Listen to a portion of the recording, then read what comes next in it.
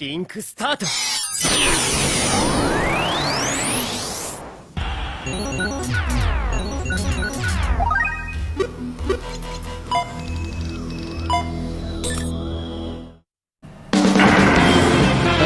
perhitungan pajak dan norma perhitungan.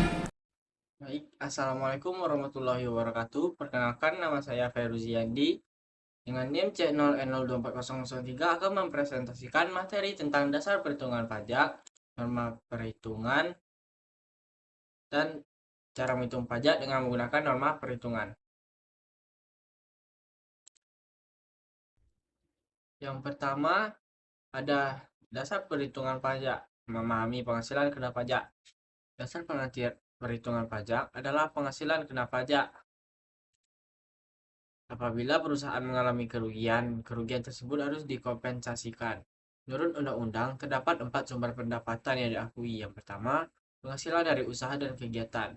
Itu pendapatan yang diperoleh dari aktivitas bisnis utama dan operasional perusahaan. Yang kedua, dari penghasilan modal. Penghasilan dari modal. Itu pendapatan yang berasal dari investasi seperti bunga, dividen, atau keuntungan penjualan aset. Yang ketiga, penghasilan dari pekerjaan. Itu pendapatan dari hubungan kerja seperti gaji atau pekerjaan bebas profesional. Yang keempat, penghasilan lain-lain, yaitu sumber pendapatan di luar kategori sebelumnya, seperti pembebasan utang, hadiah, dan sejenisnya. Memahami klasifikasi ini penting untuk menentukan dasar perhitungan pajak yang benar. Kemudian, ada kompensasi kerugian, vertikal dan horizontal.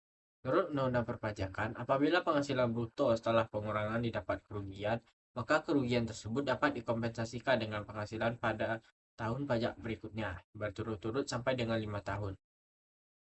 Kompensasi kerugian dibedakan menjadi 2 jenis. Yang pertama, kompensasi kerugian vertikal. Itu kompensasi kerugian vertikal terjadi ketika kerugian dari 1 tahun pajak dikompensasikan dengan keuntungan pada tahun-tahun pajak berikutnya. Ini membantu wajib pajak mengurangi beban pajak di masa depan. Contohnya, kerugian di tahun 2008 sebesar 200 juta dapat dikompensasikan dengan keuntungan tahun-tahun berikutnya hingga 2013. Kemudian kompensasi kerugian horizontal. Kompensasi berlaku untuk perusahaan yang memiliki lebih dari satu jenis unit usaha. Kerugian dari satu unit usaha dapat dikompensasikan dengan keuntungan dari unit usaha lain dalam tahun pajak yang sama. Contohnya, PTX memiliki usaha biro perjalanan yang untung 400 juta, kuliner 800 juta, dan taksi 200 juta. Total rugi bersih 200 juta di tahun 2015.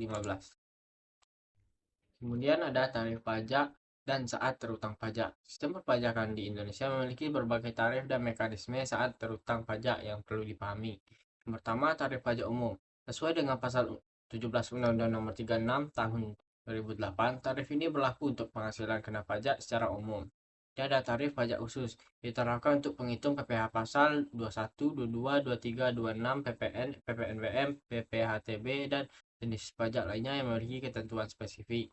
Saat terutang pajak, saat ini menganut self-assessment system, di mana wajib pajak menghitung pajaknya sendiri dan mengisi SPT PPh pada akhir tahun pajak. Sistem ini menuntut wajib pajak untuk aktif dan bertanggung jawab dalam pelaporan pajaknya. Kemudian ada norma perhitungan penghasilan neto (NPPN). Norma perhitungan penghasilan neto adalah metode penyederhanaan perhitungan penghasilan neto bagi wajib pajak tertentu. NPPN terdiri dari asas norma perhitungan umum berlaku untuk wajib pajak orang pribadi yang menjalankan usaha atau pekerjaan bebas dengan peredaran bruto setahun kurang dari 4 juta 4 miliar 800 juta. Kemudian ada norma perhitungan khusus diterapkan bagi wajib pajak tertentu, terutama yang usahanya berkaitan dengan dunia internasional, seperti perusahaan, pelayaran, atau penerbangan internasional. Tujuan utamanya yaitu untuk menyederhanakan dan mempermudah perhitungan penghasilan neto, sehingga wajib pajak dapat lebih mudah menghitung PPh terutang. Kemudian ada syarat dan mekanisme penerapan NPPN. Penerapan norma perhitungan penghasilan neto (NPPN) memiliki beberapa syarat dan mekanisme yang harus dipenuhi oleh wajib pajak. Yang pertama, pemberitahuan kepada KPP. Wajib pajak orang pribadi yang memilih menggunakan norma perhitungan wajib memberitahukan kepada KPP setempat paling lambat akhir bulan Maret dari tahun pajak yang bersangkutan. Yang kedua, perhitungan penghasilan neto. Penghasilan neto dihitung dengan mengalihkan angka persentase yang tercantum dalam norma dengan jumlah peredaran usaha atau penghasilan bruto. Biaya-biaya tidak lagi diperkenankan untuk dikurangkan. Khusus untuk wajib pajak orang pribadi, penghasilan neto masih diperkenankan untuk dikurangkan dengan PTKP penghasilan tidak kena pajak. Yang ketiga, beberapa jenis usaha. Bagi wajib pajak yang memiliki lebih dari satu usaha, perhitungan penghasilan netonya harus dikalikan dengan memperhatikan masing-masing jenis usaha dan cabang usaha. Kemudian penghasilan neto tersebut dijumlahkan. Tentuan ini diatur dalam Undang-Undang RI tahun nomor 36 tahun 2008 pasal 14 dan Peraturan DJP nomor per 17 PJ 2015. Kemudian studi kasus perhitungan PPh dengan MPPN. Wajib pajak Badu status kawin dengan 3 anak tanggungan adalah seorang dokter di Jakarta. Istrinya seorang notaris dengan peredaran bruto 160 juta di Jakarta dan 80 juta di Bekasi. Badu menerima penghasilan bruto 340 juta di Jakarta.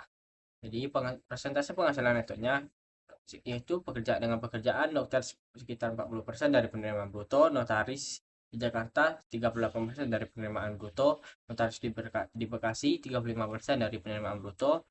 Jadi perhitungan penghasilan netonya itu dokter 40% dikali dengan 340 juta sama dengan 136 juta. Kemudian notaris di Jakarta sebesar 38% dikali dengan 160 juta menjadi 60 juta 800 ribu.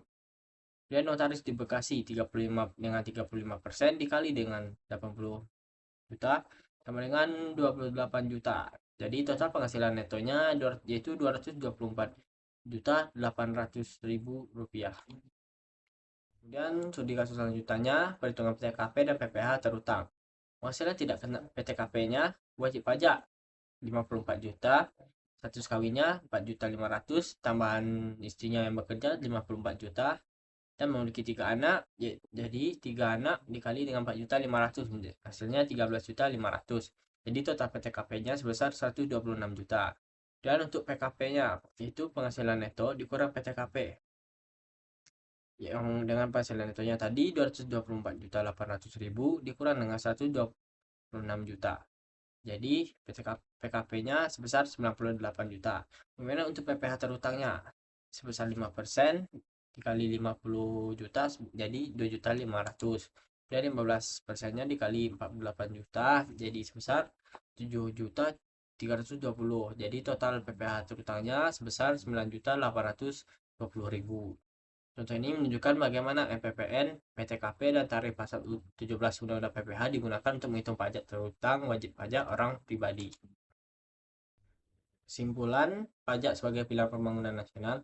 Pajak adalah instrumen vital dalam pembangunan nasional, menjadi sumber utama penerimaan negara. Pemahaman yang baik tentang cara menghitung pajak sangat diperlukan agar wajib pajak dapat memenuhi kewajibannya secara benar dan sesuai ketentuan.